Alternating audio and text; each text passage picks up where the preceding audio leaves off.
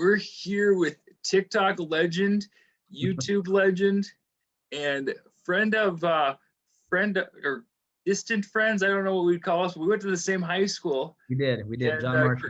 Yep, graduated the same year and everything. And we're here with Johnny Q. How's it going, man? Good, man. Good to be here. Thank you. Yeah. So are you from Rochester, Minnesota originally? Yep. So I was born in Texas. We moved to Rochester. I went to high school. I graduated high school, and then I went to Minneapolis. I went to school in Minneapolis, just downtown, called North Central University. And so I'm from Minnesota. But now I live in Missouri. So we just moved just a few months ago. Yeah. So you're known for, I mean, we won't jump ahead too far, but right now, you got the spin art going right now, and you got TikTok and YouTube and everything. Yep. But when I kind of first knew of like what your talent, I had originally seen you on YouTube doing blogs and kind of Casey Neistat looking stuff. Where did that come from? How did that originate? Yeah. So for the longest time, I've always wanted a non-traditional job, I guess. And I always saw myself as an entrepreneur, but I wanted to do something on media because whenever that camera just turned on, something clicked. I was like, not a different person, but I just knew how to capture an audience per se, right? And so I wanted to do that on a massive scale. And so when I was in high school, we were just talking about this, like I was very shy in high school. I wouldn't really talk to anybody. I had very few friends. But like when I go home, I go hang out with my friends from different schools and from church, and we just do crazy video things. Like I said, pretty much like David Dobrik does now, but like back then. And, we would TP people's houses, which was stupid. And we get in trouble with some cops here and there, and everything was on film. And we never posted that to YouTube because we thought we were going to get in trouble. But then after that, I'd go back to school like everything was normal. People just, oh, that's Johnny, he's shy, don't worry about him kind of thing. But like in the behind the scenes, I was making videos. And I guess that kind of, held a platform for me so that I can further create videos for myself in the vlogging world. I was starting out just doing vlogs. I was watching Peter McKinnon, Casey Neistat, like really big creators that I looked up to, and I was just mimicking what they were doing. Casey was highlighting his life. I'm like, well, I'm going to highlight my life. And then it went into, tutorials on camera gear, how to do this in Premiere Pro, back to family vlogs. And it kind of evolved into what it is now, which is, I still have those videos up there, but now it's more of my spin art. And we can talk about that too, but that's a whole different thing that kind of just, happened. And so I guess my entrepreneurial spirit kind of came to life, and I was like, I want to do all these different things and just see what happens. But I want to post them on YouTube, on my own platform, on my own thing where I can just become this, social media influencer, if you will. And so that wasn't even a thing when we were in high school. I knew of a couple of YouTubers. They just posted, like Fred. I don't know if you remember Fred from YouTube. Yeah. And he was posting videos, and I'm like, what is this? But nobody was labeling anybody a YouTuber or a full-time video creator. But now looking back at it, I was doing video creating from the get-go, but not posting them on YouTube. So that's kind of how I have started. And now this year, it kind of really has clicked. I think over 200 videos that I've made that I had to do until it started to like really generate more followers, more views. And I finally found that kind of niche through my spin art. And through the spin art videos, people are now filtering into my other content and liking that stuff. And people are emailing me like, hey, I would love to get your input on my business, my photography skills, and all of the above. So it's kind of how it all trickled down. Yeah, I'm kind of laughing eternally because like I said, we weren't, we didn't really know each other in high school. Right. I mean, I knew who Johnny Q was. And it's so funny that because, probably people think that's just an alias of yours. But if I remember correctly, everybody was like, Johnny Q. That's who you were. That's who you are. Really? I had no idea. Yeah. I really had no idea. That's funny. I remember you as being like a football god. Like there was like a couple of people on the football team, and I'm like, okay, that guy's on the football team. He's cool. He's popular. But I just always thought people thought of Johnny Q like, oh, he's that guy. It's all cool. you But know? I'm still, no, I'm laughing internally because I thought of you as a shy, quiet kid. And then it's funny. I told you before we started this that, I just one day decided, like, I think maybe I was in college. I don't remember when you started kind of posting consistently. You really had some like high def. I noticed like your camera was just, I mean, Yeah. you had some legit stuff. And I was looking on this, and then, I'm like, what is this, shy kid from high school? What kind of YouTube video? And then you click on it, and you're just like, oh, this is Johnny Q. And I'm like, Right. who is this guy? Like, this personality is just coming out. And I thought it was so Yeah. cool. And I'm honestly kind of bummed in a way that I didn't know you as well Yeah. in high school, because I can relate to doing well, maybe it's a good thing because I can relate to doing some stupid things Yeah. when people weren't around, Right. but awesome.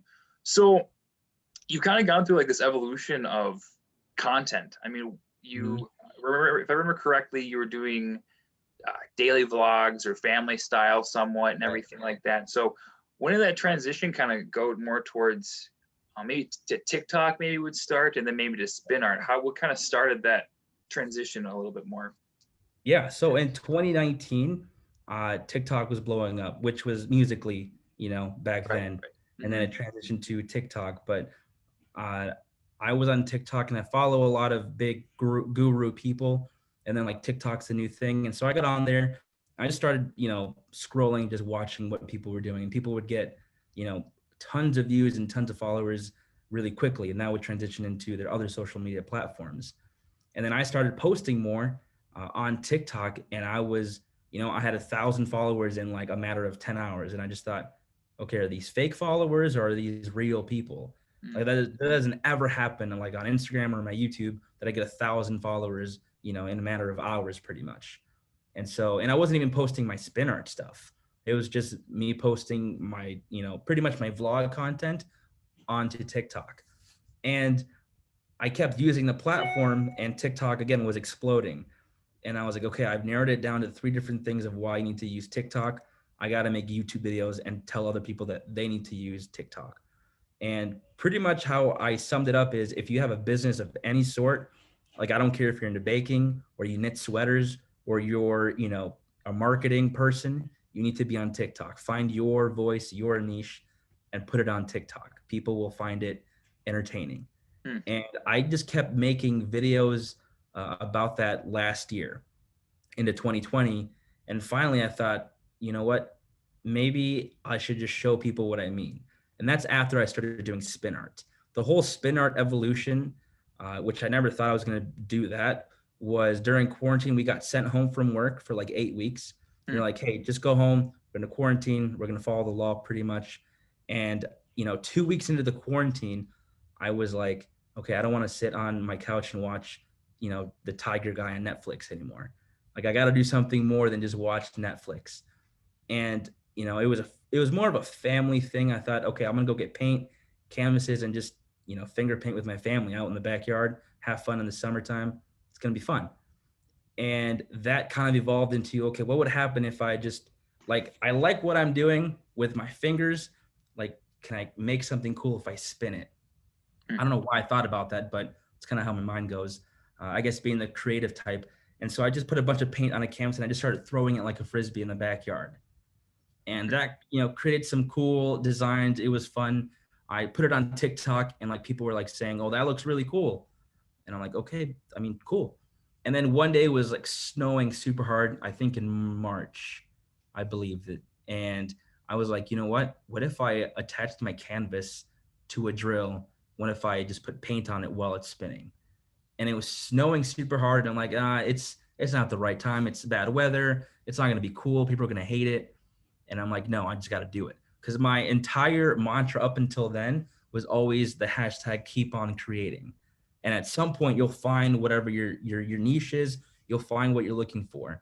And so the whole idea of just creating different content, creating different videos, will get you to that point. And finally, I did it outside in bad weather. I made a TikTok, and that was like the first TikTok that got like 2 or 3 million views now. As I was doing spin art. And that same night, someone reached out, a friend of mine. They were like, "Hey, I want to buy that piece." I'm like, you want to buy this piece? Like, what does that mean? I'm not selling them. I'm like, yeah, I'll give you X amount of dollars. Okay, and so they cashed at me.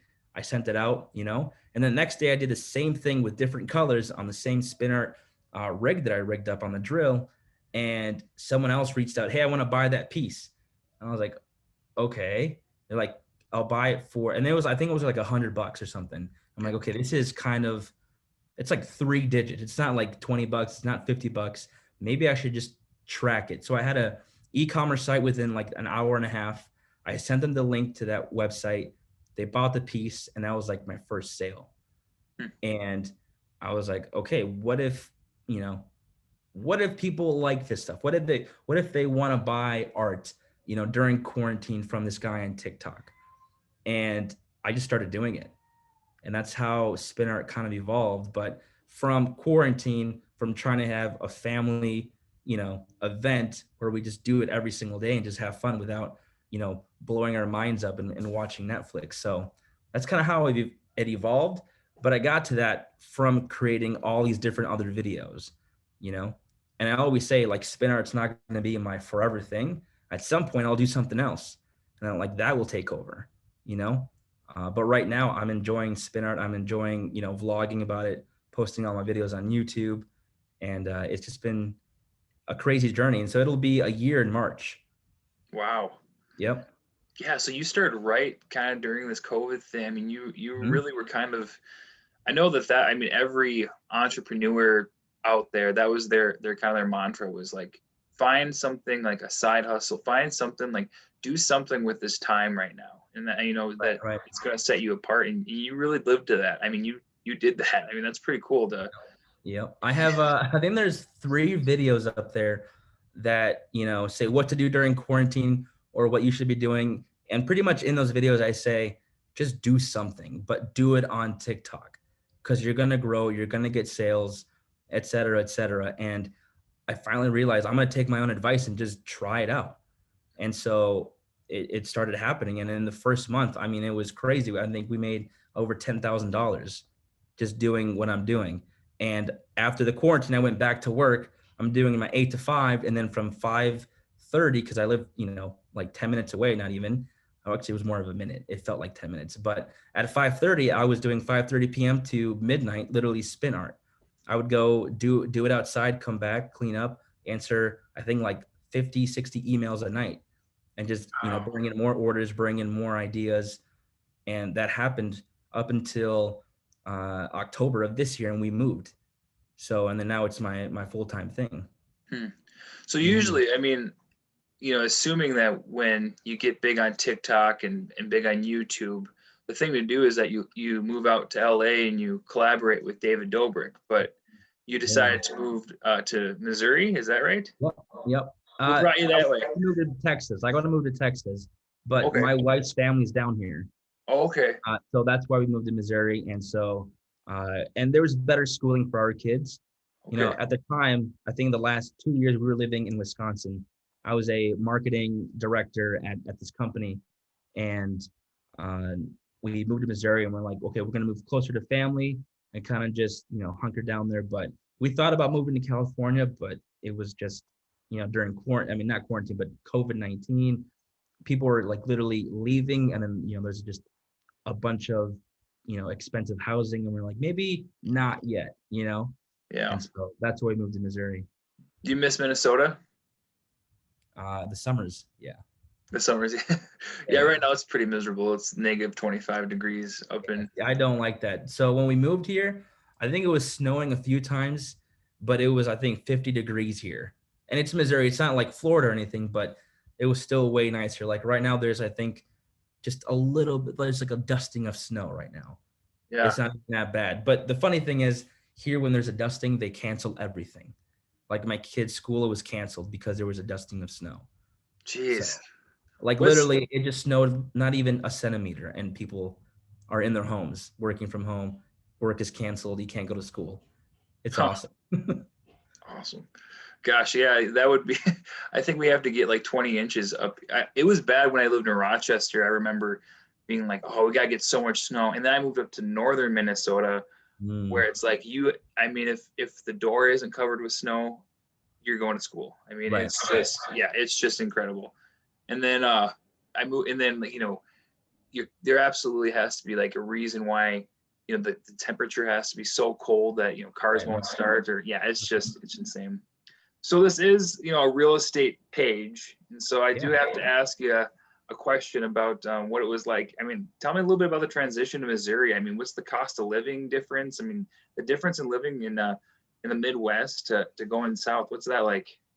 Yeah. Honestly, I think we haven't really, I don't know, experienced a hit per se, but it's pretty much the same, I guess. I've been working my butt off to be more financially stable in the last 2 years now. We're at a point where like, whoa, again, I quit my job to do this. And so, we're making a lot more doing this and pursuing my own dreams versus working for someone else, which is not an issue. Like Right. working for someone else is awesome too. But I found more fulfillment and a more time to do things that I want to do. Like this morning, I had pancakes and chill with the family Mhm. at like 10 o'clock, and it's great. So I guess the transition was pretty easy. My workplace back in Wisconsin, they're amazing people. So they helped uh, with an easy transition. And so it really wasn't that hard. And So so, are you completely, I mean, 100% YouTube, TikTok, paint, spin art painting, 100% self-employed? yep. That's awesome. And so that transition all within a year, right? I mean, that was, Yes. Yep. Yep. wow, that's incredible. Yep, I started spin art in March of 2020, and then we moved October of 2020. Well, September of 2020. How many With kids do you have? two little ones, Two little ones. How old are they? 3 and a year and a half. Wow. My son was just born a month ago. Saw that, man. That's Yeah. awesome. Yeah, no, it's awesome. So you probably see the bags under my eyes and just, Yeah, yeah, dude, that's awesome. I love it. yeah, no, it's so good. So what's next, man? I mean, like you were saying before, I mean, people are, want your advice with, I mean, you're a pretty talented guy in terms, I mean, you going everything from videography. I mean, that's kind of what intrigued me about you from the get-go. Sounds like you got photography, I think music at one point. I mean, you do some music too, and you have this. I mean, what's next? I mean, what is kind of your goals here with building this brand you have? Yeah, that's a great question. Something that I always think about, like every single day, like what's next, right? But yeah, for the longest time in college, I was a bass player. I did that all over the world. Pretty much, I traveled with different artists. I'd produced a few albums, and then during that time, I was a photographer. I did photography for about 2.5 years. I filmed weddings, engagement shoots, newborn shoots, all of the above. I did it. Uh, and at some point, I was going to move to Nashville and pursue bass playing, but I'm glad I didn't because now would be a bad time to be a musician full time uh, during COVID. Uh, but yeah, as far as what's next, like I just really want to double down on what I'm doing now and just provide as much entertainment and value as I can. And so at some point, like I want to become a Logan Paul or a David Dobrik that takes some time, that takes work. And so I guess I'm trying to find my voice on social media as far as YouTube goes, just because my content's all over the place, but it's like, oh, that's Johnny Q. Like his personality really comes out in his tutorials, his family vlogs, and his spin art now. So Yeah. right now, what's been working for me, I guess I'm transitioning into the short videos. Literally, it's called YouTube Shorts. Mhm. It's kind of like Instagram stories and reels, but that's been working for me really, really well. And every now and then, I think twice a week, I'll put out a 3 to 5 minute vlog, and kind of do more behind the scenes of Johnny Q life and all of that stuff. But I don't know what be for this year. Like I already surpassed all my goals for this year. And now I'm thinking, okay, what can I do to further again entertain people and bring them value? And so it's hard to do that in a world of everyone's on a screen, everybody has a phone, everybody has a camera, everybody can just post on YouTube now. And so there's so many distractions, so many um, different markets they're already saturated. So that's why I think having a voice on TikTok can find you can find that value and people can find you entertaining, then direct them to YouTube. Like people who got big, like David Dobrik and Logan Paul, like the big hitters, they were on Vine, and so Mhm. they went from Vine to YouTube, and now we're seeing TikTok people going to YouTube. And so TikTok started that for them. And so I'm thinking that it's going to transition like fully full on YouTube at some point, hopefully this year. But uh, yeah, that's kind of the goal right now. I don't know for 2021. I'm kind of just hoping that 2022. I'm hoping that 2021 is a lot better. Yeah. Yeah, I think just hearing that, and just kind of seeing, I pay attention to your page and watch stuff quite a bit. And I think what's pretty cool and unique for you is I don't know. I mean, just I'm a real estate agent, so I learn about marketing and video and media. And everything you learn about is just going to be like, you need to find your niche and stick to it. And and you've done that. But one of the unique things about you that you had mentioned is like your YouTube page is like all over the place. I mean, you have shorts, your spin art stuff, you have vlogs, you have tech reviews, and just like, and there's just something there about being yourself, because that's just you and it's working. I mean, that's what's cool about it. I mean, you're doing what you're passionate about. And I think that's just huge, because I mean, when you're yourself, I mean, you can't fake it. You can fake it till you make it, but not really. Right. And that's what I was just preaching about that in my last video about, I used to have another sales job that I sold like software and copiers, and I like sales, but man, I was good at it, but I just couldn't stand it until I started selling houses and doing this kind of stuff, and I loved it. So it's just, man, you don't really work when you're passionate about it. Right. Yeah. It's funny for sure. Like the term, when people say, oh, niche, I've said it a couple of times now, but when I say niche for myself, I mean more of a brand myself. And, I kind of spew out and do my own thing. So if people like, I want it to be, if I go out and talk about copiers, people are going to be on point with Johnny Q and talking about copiers. They're going to be invested because they were invested with family vlogs, with Johnny Q Tech and Johnny Q Spin Art. It's the evolution of the brand and personality. And so when people say you got to find your niche on social media, I get it. Like, I understand that, but I think it's somewhat wrong, especially in 2020, because now like that thing is out the door. You can do so many things and people can be so just like focused on what you're doing. It could literally be anything. And that's why people have said you should start a new YouTube channel with a family vlog, start a new YouTube channel with your spin art. And I'm like, but why would I? People liked what I was doing before because of Johnny Q. And so that's what I always say. Like, you're not buying spin art by Johnny Q. You're buying Johnny Q. You're buying the brand. And so that's eventually what I want to be. And I want to at some point, give back however that looks like. But like, I think that's the main reason why a lot of people, brands and businesses just fail, because they want to be too focused. And I think 2020 literally broke all of that. When, there's a lot of hardship in 2020 for sure, but it was the best year of our life, like for the Qs specifically. And it goes to show, like, if you don't, not that you don't need a plan, but if you don't have kind of like goals of where you want to go, how you want to maneuver, then you're going to get stuck behind. And that's where that niche, if you're just going to have a niche on one thing, I mean, I don't know.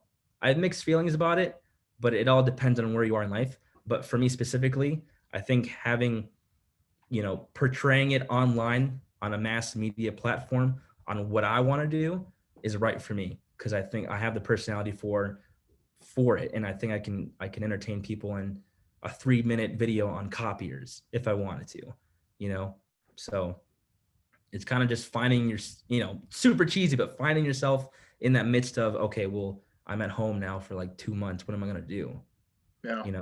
People are trying to learn. People are trying to get information. They go to YouTube. Now's the perfect time to try everything. Yeah. So I'll bug you for one more question. I'll let you go here because I know you're a busy guy, but you have been recognized by a couple of different major, websites and platforms. I think I saw BuzzFeed, I think a couple other ones. What was the first one, and what was your reaction when you kind of had a viral video or kind of started getting a little bit more recognized on other platforms? Let me look it up. I have a list actually, but the first one, I believe, let's see here. One sec. No, you're good. Yeah, the first one that reached out was Business Insider /Art Insider, and they reached out and they said that they wanted to feature my TikTok videos in one of their articles. And I was like, I was at work. I think it was like 9 in the morning, and they emailed, and I was just like blown away. And it's like, wait, what business insider wants to feature me? And it's just like they do it all the time, right? But it further validated what my work was, because at whole March into the summer and into the fall, I was just working, and people were like, first of all, it's fine if you don't see what I do as art. That's totally cool. But like the fact that I could do it on a mass scale and basically make it a product and produce thousands of these, and then do shipping and then packaging, customer service, like that's becoming a business. And so I think they were interested in that as well. And so it further validated my grinding and my, how hard I was working every single day, because I still had a job. I still had a full-time job, plus I was doing this, plus family. And it's just, it got pretty crazy. But when they reached out, I was super pumped. And then when that video rolled out, they're like, hey, here's a video. I hope you like it. Thanks, enjoy the journey, kind of thing. And I just was freaking out. I posted on Facebook right away. I was like, yo, I told you it was happening. Yeah. And then from there, I think, so In the Know / Verizon also featured me, Yahoo News, Daily Mail UK, and then, BuzzFeed is the latest one. There was one actually where I think in the summer, so Kelly Clarkson's team reached out to me, and they were like, we want to fly you out here to do spin art on Kelly Clarkson's show. And I was like, what? Okay, let's do it. And so we've been in talk since then, but we haven't been able to do it because of COVID. And so they're lining lots of different things up. And so hopefully this year at some point I'll get a spot on her show, even if it's just like, a Zoom call. So, oh man, that'd be great. That'd be so cool, man. Yeah. And so, again, it's exciting to see that stuff, but it's just, to me, it further validated my work and my get on TikTok, work, just create what you want to create and do it. You have an idea, just do it. Like, who cares what people think? It doesn't matter anymore, especially in 2020, because it just doesn't matter, man. It really doesn't matter. We're all trying to do the same thing. And I think at the end of the day, people just want to be happy. And if you're doing what you love and it brings you joy, like, just do it. Who cares what people think? Like, if you're a dog sitter and you make 45 a year, that's fine, but I want to see that on YouTube. I want to see your journey as a dog sitter. Like, people always are saying, oh, my life is boring. Dude, everybody's life is boring. It's like we have these different YouTuber idols and social media idols, but we're like, we made them, famous. We made them really, really popular. But I want to see the person dog sitting and cleaning up, poop, and like talk and training the dog. Like, I think that is pretty unique. And same goes with people now going to Pokemon. People are literally just sitting down. Here's my Pokemon card. Here's its power. And I'm like, this is so boring to me. But 100 million other people out there love this stuff. Yeah. And so that's why I'm always like, keep on creating. I don't care if it's boring, put it out there. Yeah. Wow. No, that's awesome, man. That's a good note to end on, man. I really appreciate your time. I'm gonna put all your info in the description and everything. Totally. And awesome. Appreciate it. Check out Johnny Q's channel. See you later, man. Yeah, man. Appreciate it.